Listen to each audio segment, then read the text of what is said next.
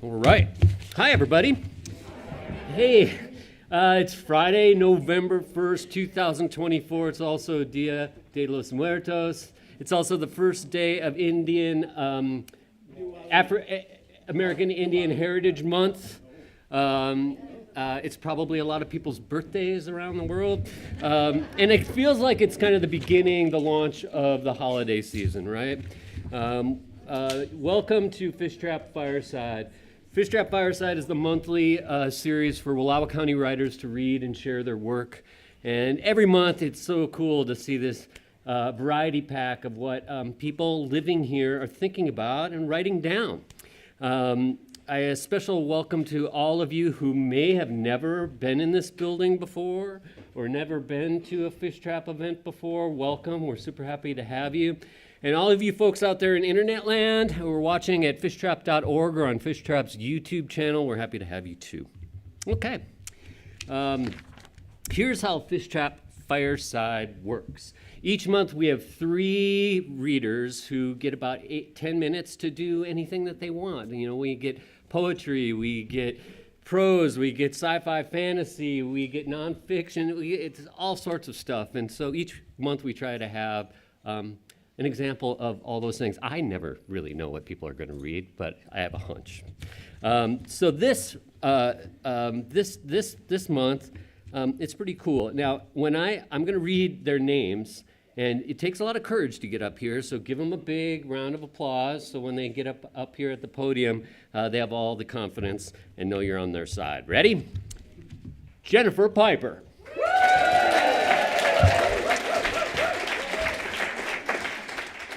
Kendrick Moholt.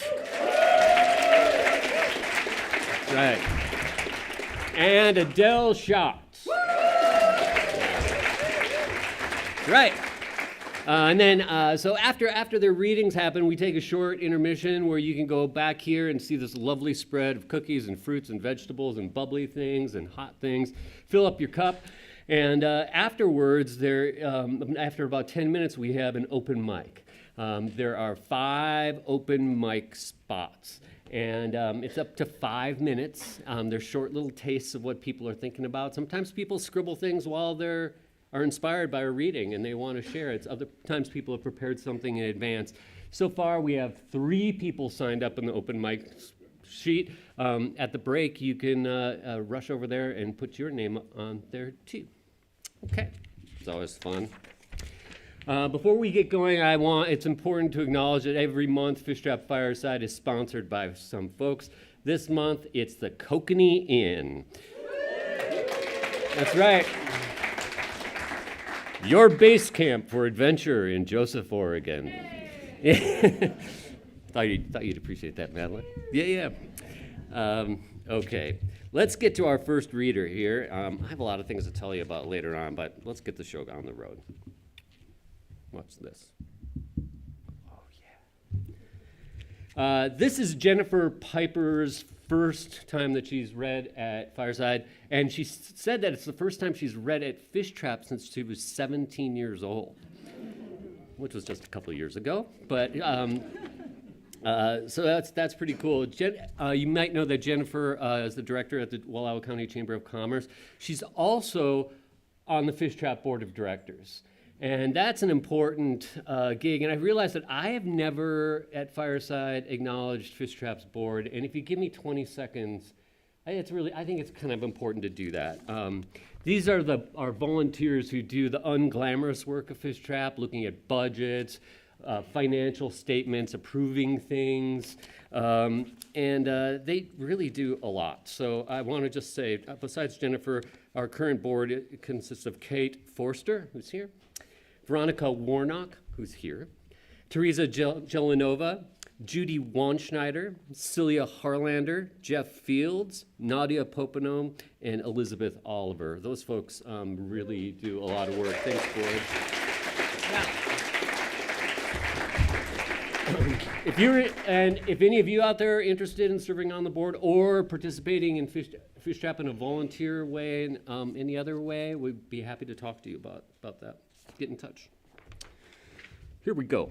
Jennifer Piper hails from Wallowa County, but spent most of her young adult years on the west side of the state, all the way to the Oregon coast. After returning home, Jennifer has taken full advantage of her inclinations as an avid outdoorsman and can be found hiking and climbing mountains at every opportunity. When not in motion, Jennifer has scribbled stories for as long as she can remember.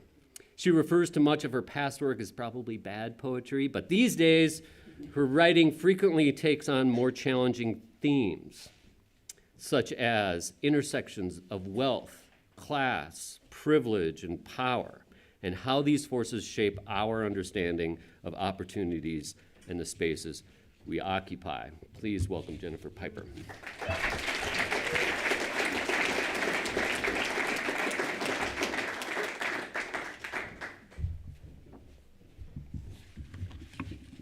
Let's see. We'll do this way. Hi, everyone.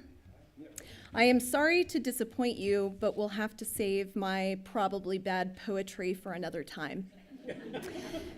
As I thought about what to share tonight, I kept coming back to the piece that made me the most uncomfortable.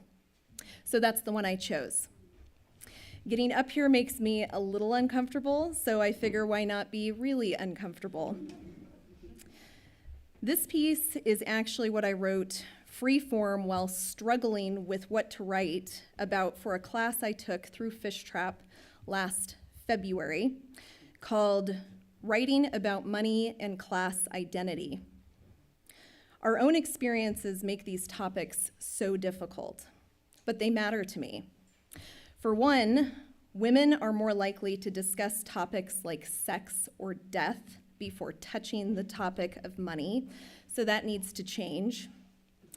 And I personally have been contending with my own cognitive dissonance around class mobility, a concept that's only recently entered my vocabulary.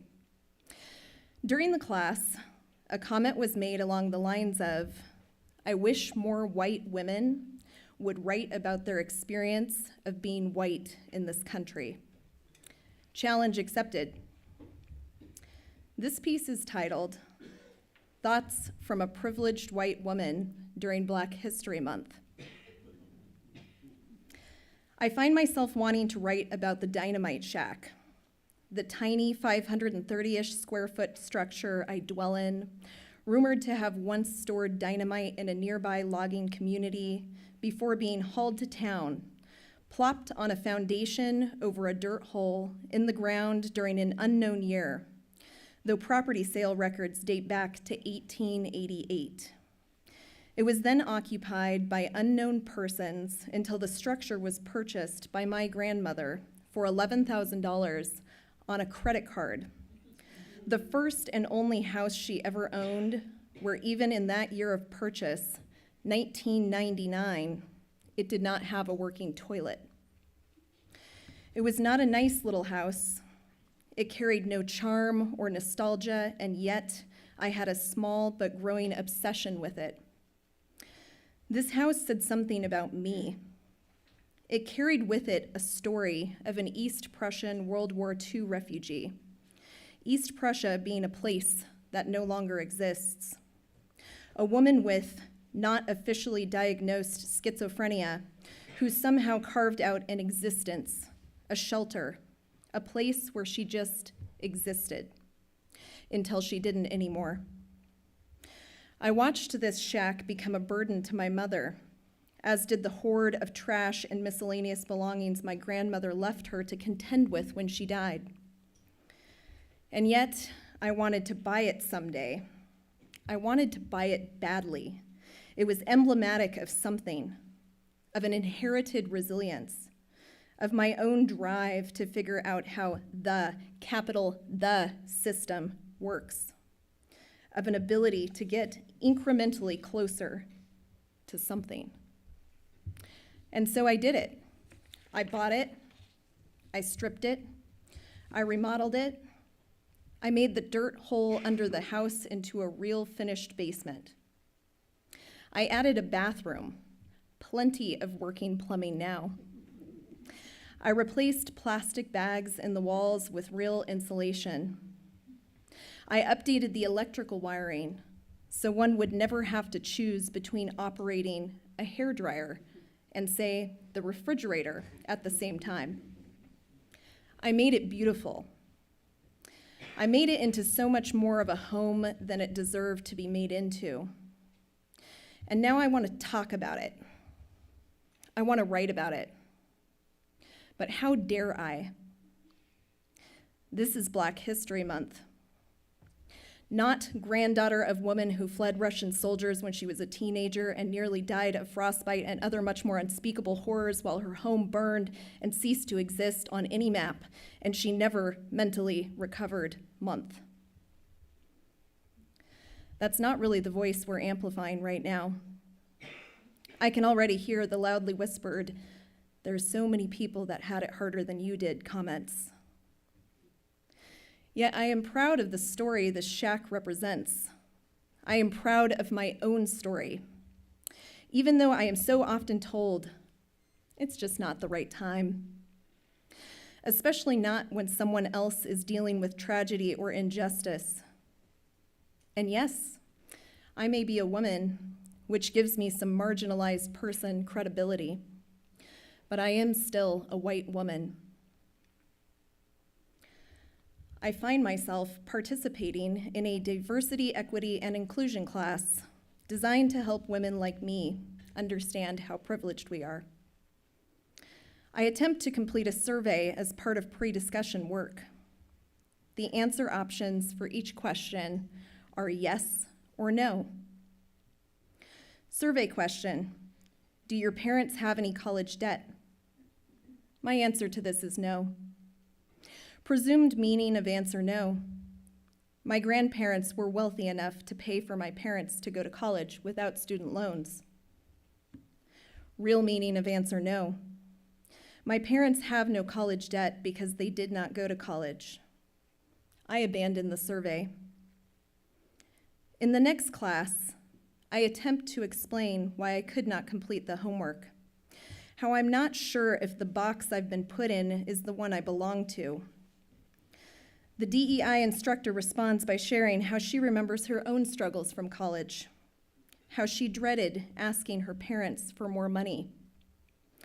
There are head nods around the room. All these women feel they can relate. The presumption is that our experiences were the same, that all of our parents had money that could be asked for. I do not feel like explaining this. I abandoned this discussion too. Did these women go on dates with the types of boys that received classic cars as graduation gifts just to avoid eating a plain flour tortilla with hot sauce for dinner once in a while? Did they ever analyze the actual monetary cost of breaking up with a boyfriend from whom cans of soup could be stolen a few times a week without notice?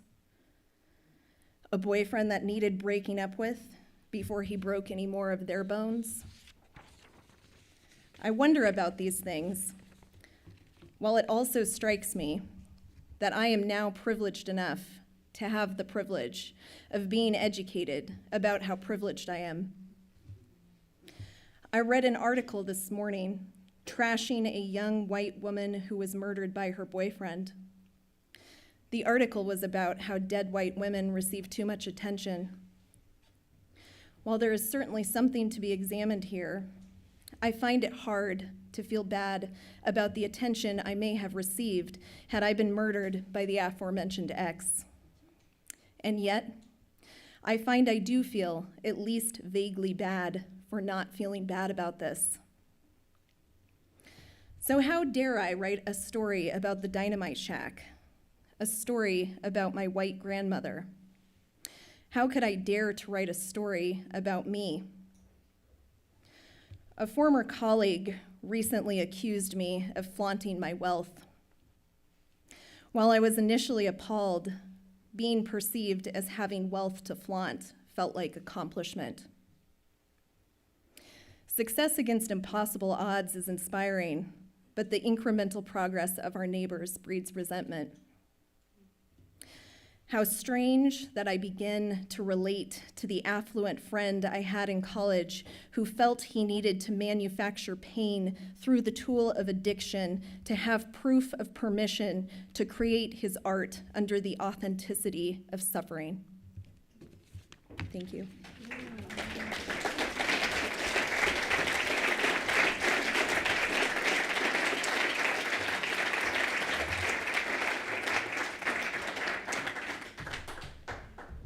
Thank you, Jennifer. Hey, isn't this building kind of nice place to hang out? It's lit well, it feels nice. Besides Fishtrap, we invite other organizations to also use this building for your classes or conferences or events. There's, I think it's on a pay-what-you-can basis, but if your organization, if you want to do a conference or an event, you could go to the Fishtrap website, and it says Boldly Building, and you can learn all about what it takes to use this space. We'd like to see the community using it. Hey, know what? On Saturday, November 16, in a couple weeks, Fishtrap and the Missoula Children's Theater presents Sleeping Beauty. Wallowa County students are encouraged to try out and perform in the play. Yes.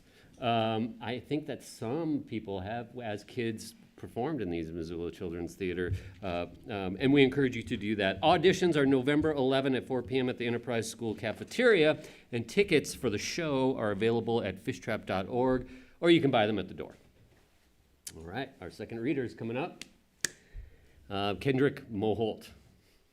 I like having Kendrick around. He's that great mix of scientist and artist and lifelong learner, and his infectious enthusiasm is just fun to have around, you know? Kendrick and his family have always come to summer Fishtrap evening events. It's great to see that happen. Kendrick, even as this lifelong learner, has signed up to take summer Fishtrap as a student. He's given presentations at winter Fishtrap. He served as naturalist at Outpost on the Snake River, and it's just fun to have Kendrick and family around. Kendrick Moholt spent much of his youth at a remote natural history field station far from paved roads. Each day he worked long hours, swam the John Day River, and ate meals in the dining hall. Every evening the old-timers entertained the youth with wild stories, the ancient oral tradition that has defined humans for hundreds of thousands of years. Decades pass as Kendrick morphs from child to adult and into the role of old-timer. Out of habit and convention, he still practices the tradition of storytelling, even when confronted with strange social situations like cocktail parties. As he launches into long, rambling tales about strange creatures or a combination of conditions that led to near-death experience, the confused looks from well-dressed people sporting clean fingernails only confirm his belief that humans are losing the ancient skill of campfire conversation. Come on up, Kendrick.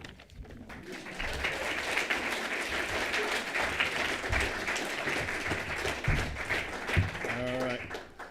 Last time I was up here, I told you stories of early childhood and how experiences mold you into adulthood. But we're not going to go all the way to adulthood right away. I think we'll move into adolescence and maybe a beyond after that, but we'll talk about young love and lust.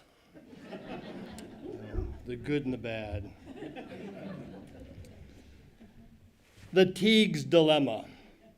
In my early adolescence, I heard the supermodel Cheryl Tiegs was getting divorced. It caught everyone's attention, and certainly mine. At that time, this was a time when my especially aggressive testosterone surge was peaking. Miss Tiegs was gracing the pages of Sports Illustrated wearing a see-through fishnet bathing suit.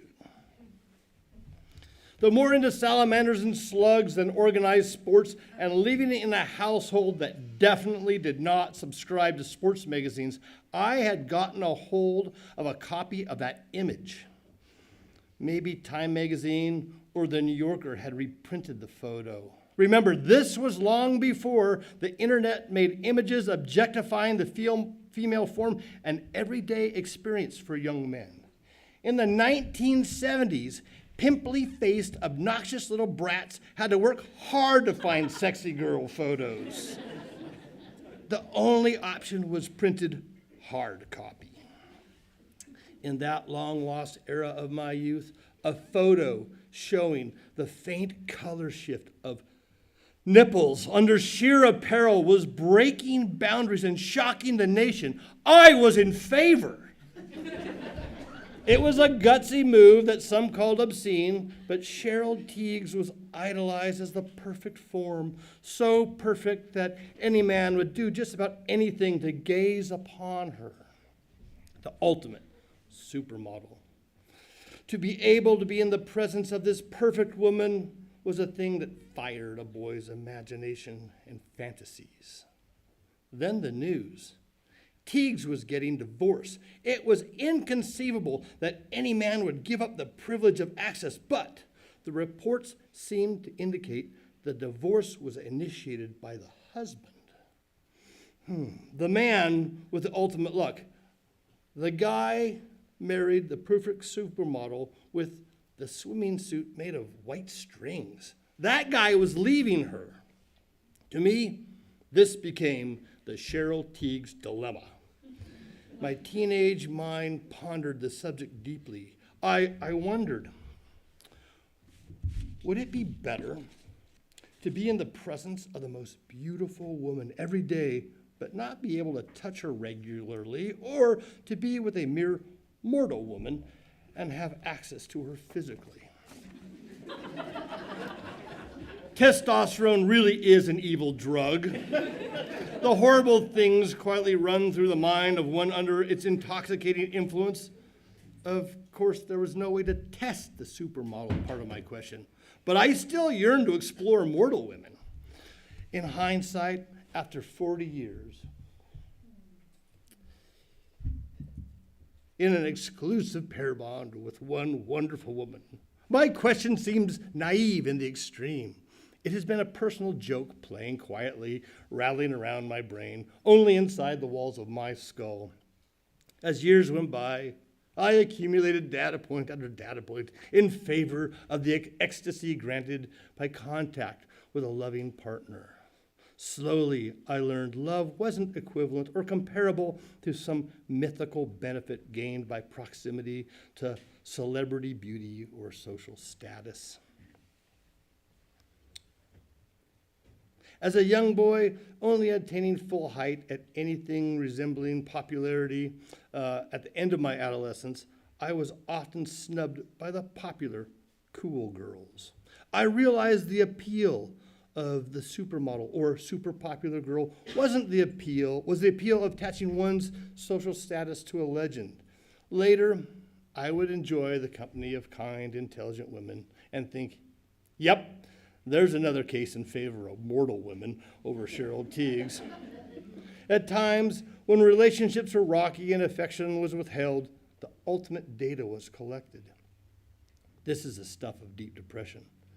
This is when breakup or divorce may really happen. I realize it doesn't matter whether supermodel or not. If someone you love is not interested in you personally, your heart breaks.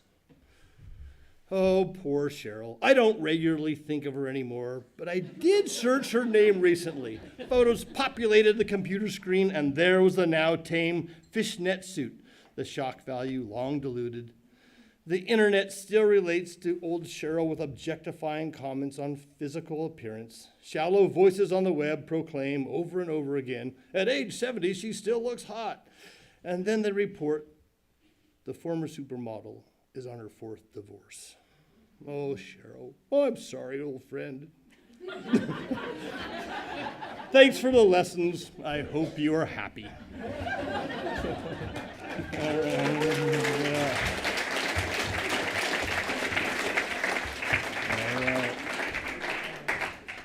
No.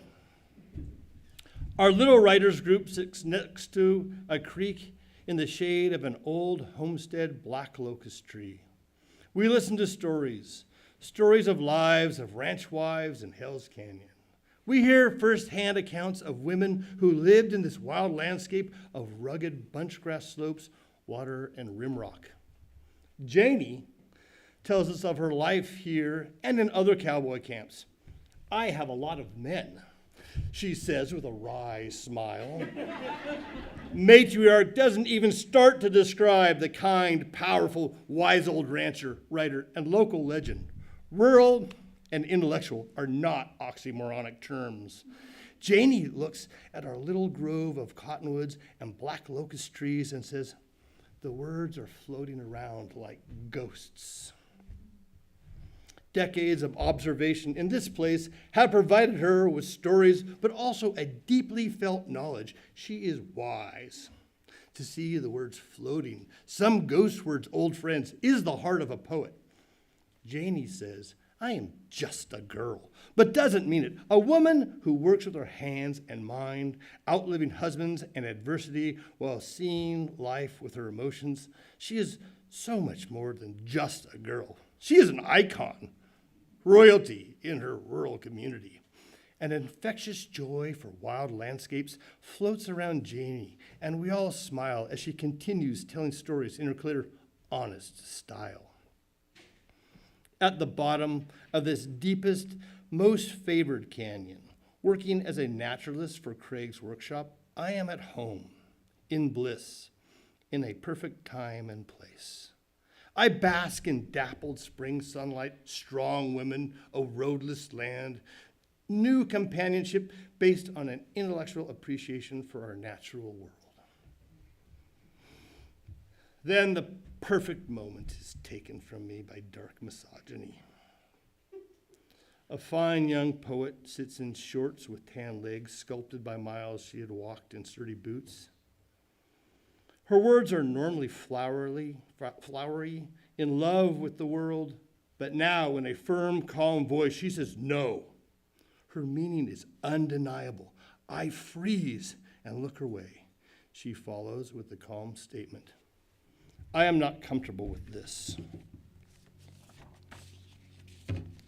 A retired corporate lawyer has pushed the lens of his camera between her youthful legs.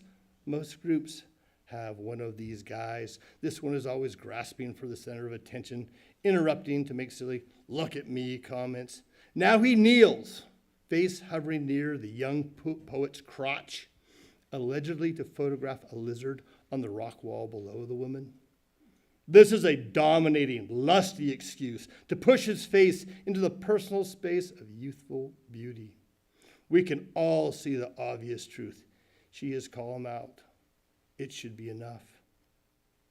The privileged, wealthy old man with practiced bravado compensates for insecurity with false confidence and says, don't worry, I'll crop out the legs. He does not back off, pushing into forbidden space.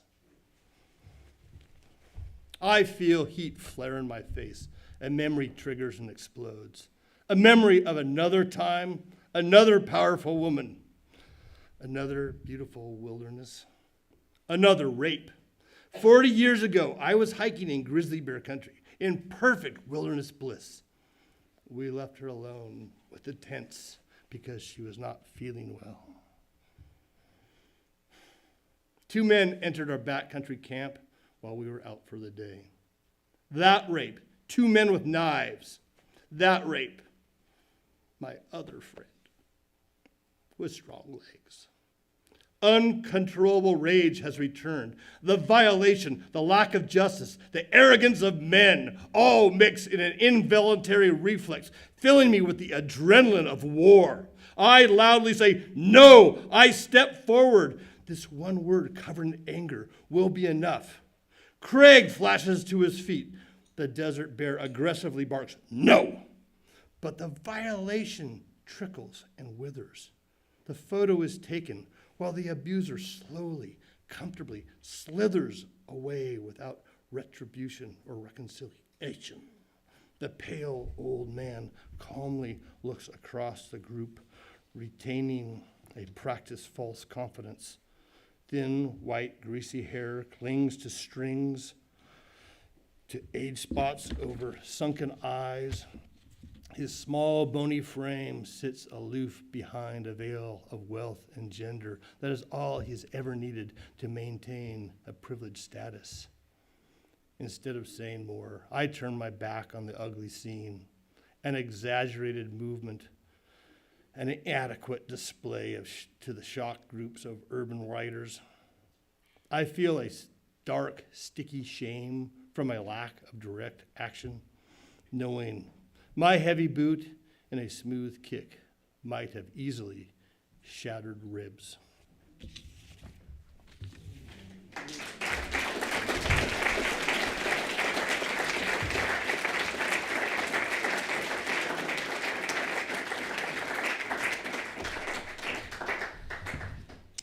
Thank you, Kendrick.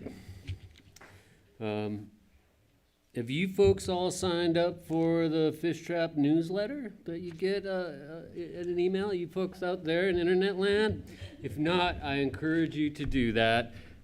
This month is especially a good time to get news coming from Fishtrap. For instance, we're announcing the 2025 Summer Fishtrap lineup of workshops and instructors in the coming days. It's kind of a cool group.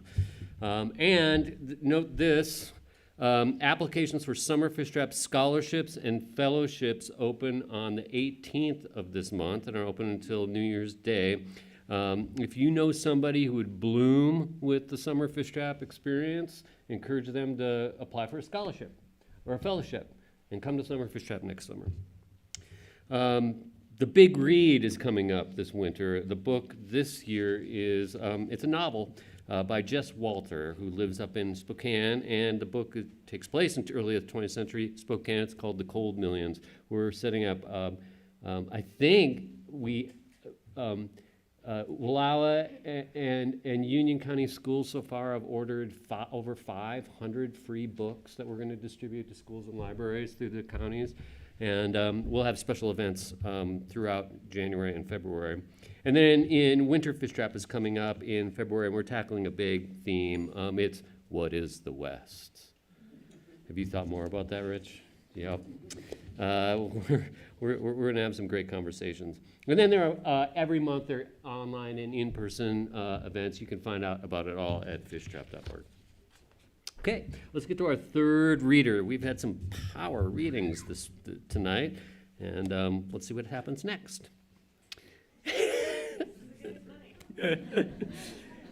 Adele is a fifth-generation rancher, a mother, a cooker, and a writer. Her writing has been shaped by the storytellers she grew up with, cowboys with their wild westies around campfires, and artists in kitchens with their recipes and wit. For Adele, it's all about what you leave behind. And she would like to leave behind a good piece of land, confidently loved children, the perfect beef stew recipe, and a pile of honest stories. Welcome, Adele.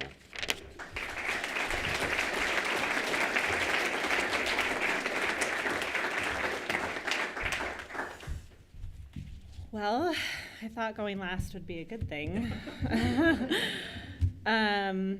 I just want to say really quickly, and I mean quickly because I'll stick to my 10 minutes, I know I have not reached Grandma Janie status yet. But thank you to Fishtrap.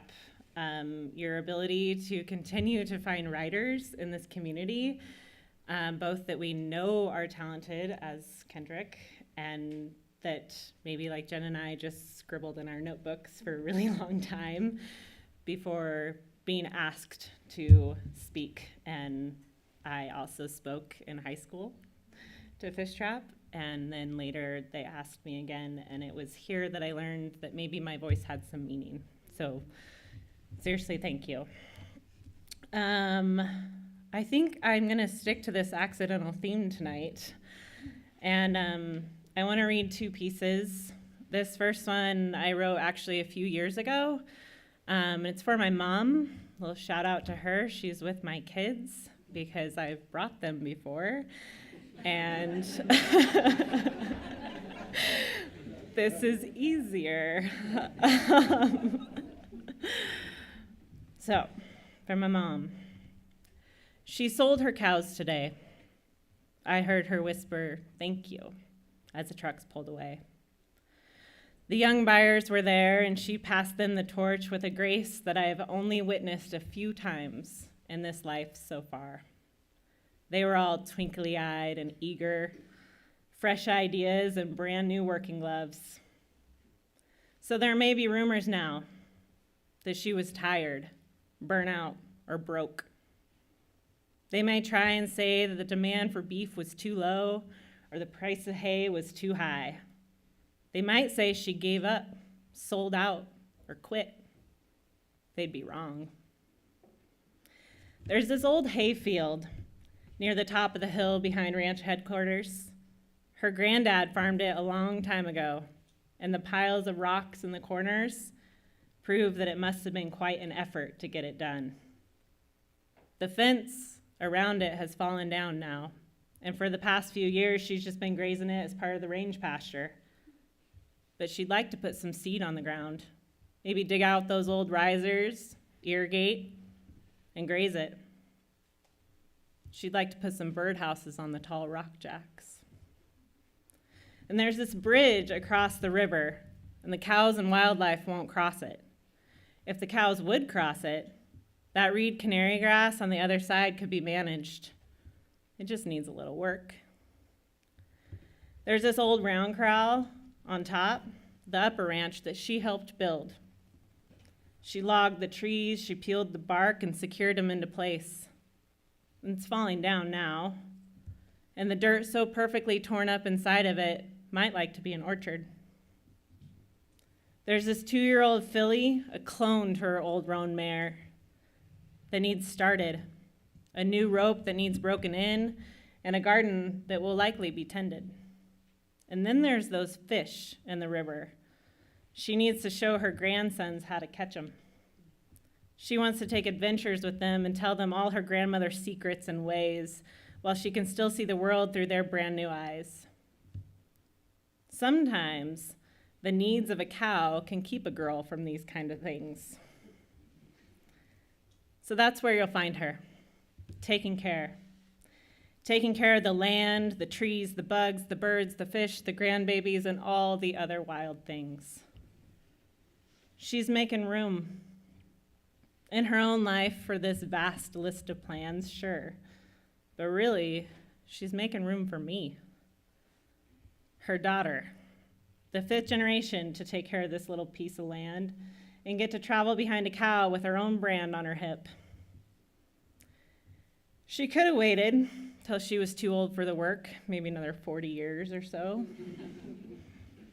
She could have sold the whole place and bought a tiki bar on an island somewhere. But she's a mother and a steward and a cowgirl. So instead, she'll be building birdhouses and taking care while she watches her family grow on the same piece of ground where she planted them. She sold her cows today, and as I stood behind her, I said thank you as the trucks pulled away. Thank you, Mom, for the trails you have blazed.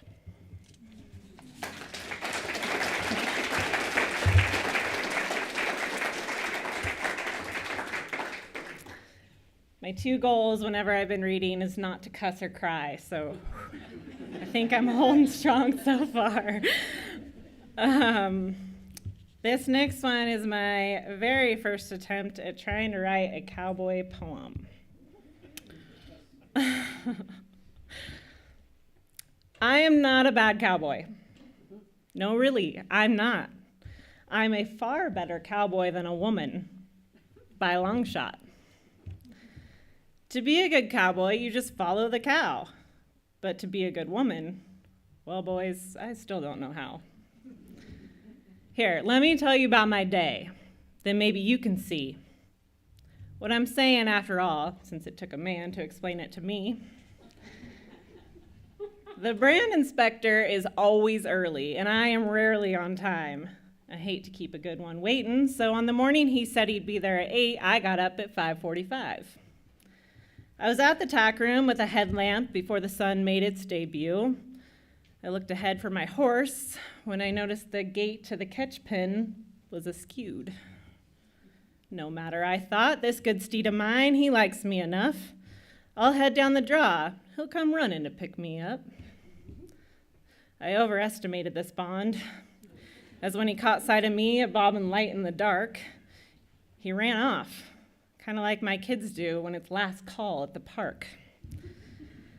By the time I got him gathered up, both of us now out of breath, I apologized for the earlier comments involving glue sticks and death. I had lost a few minutes, but I was still doing fine. I jumped in the saddle with my good dog and my other dog behind.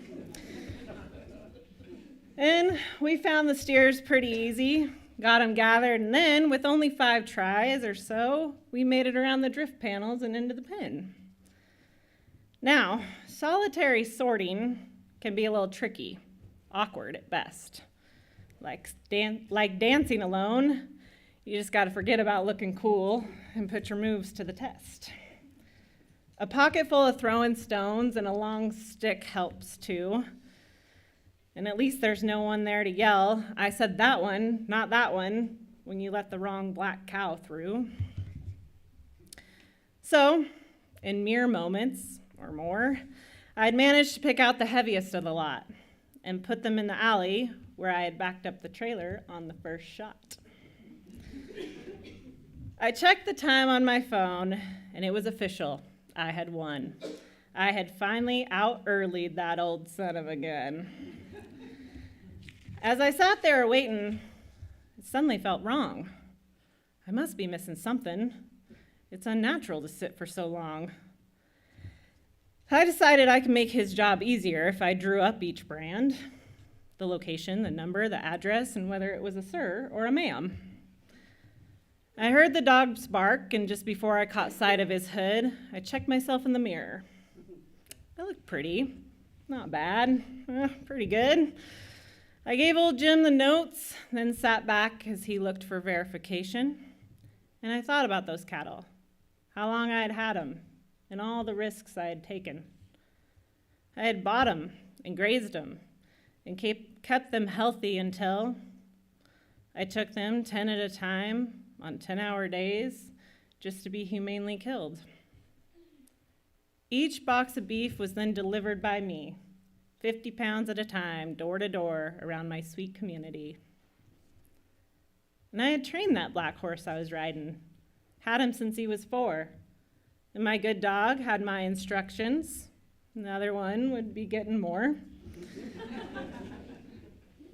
Jim, the inspector, said my papers looked fine. That strange missing feeling was still there, making me feel out of line. I signed the slips, and as I wrote out a check, he told me of a lady rancher he had just met. "She's a great woman," he said, "runs cows like you do. Only maybe 400 or 500 more, give or take a few." "Oh, she's the best. You should meet her," he said with candor. "I'd love to. What is it about her?" "You said she was so great. A great woman, you said, so I'm curious." He smiled wide, then said plainly, "She made a sandwich. It was delicious." And there it was. I realized the thing I was missing. A decent cowboy? Fine. But a great woman would have brought something from the kitchen.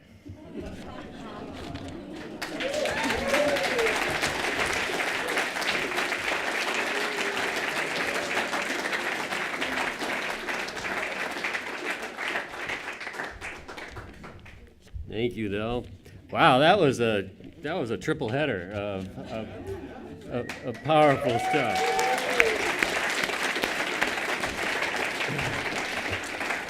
Thank all of you for having the courage and preparation and to share those stories. Thanks. Okay, well now we're going to take that break I advertised for you, where you can fill your cup, visit with some people, and then afterwards, I hope you stay for the open mic if you can. There are 2 spots still available. Now, if you've already read as a featured reader, or if you've already read at the open mic and somebody else wants a chance to get on there, let them get a shot at it too before you sign up. And all of you who are signed up for the open mic, would you come and visit me right after this, just for a second? We're just going to talk about what 5 minutes feels like. All right, we'll take a break.